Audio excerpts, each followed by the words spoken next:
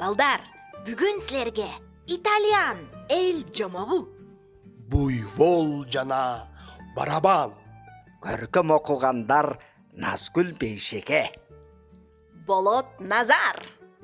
О, Шакир. Эки тең туш жолугуп калат. Бир чөйчөктөн кагыштырмай болушат. Бир жерге киришет, үстөлгө отуруп, бир чөйчөктөн алышат. Дейт бири. Көптөн бери көрүшпөдүк го. Биз көрүшпөгөндөн бери Непалда болдум.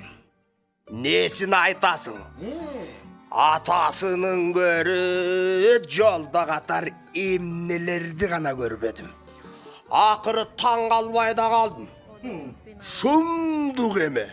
Бирок бир кырдай оозум ачылды. Эй, баратам жолдо. Баратып барабан көрдүм. Эми чоңдугу кандай десем. Эми укмуш.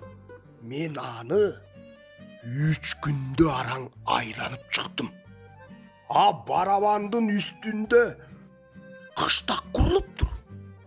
Ал жерде жашагандар малын жайтка айдаганда уйлардын туягы такылдаткан барабандын үнү 900 чакырымдай жерге угулат экен. Ишенесиңби? Ишенмегендечи?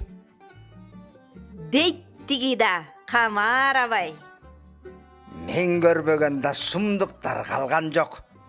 Менин кандай көз катар экенимди билесиң го досум. Канча жаныбарды кырганымдын эсеби да жок. Бир мерте буйволду жайладым. Охо, буйвол деп ошону айт.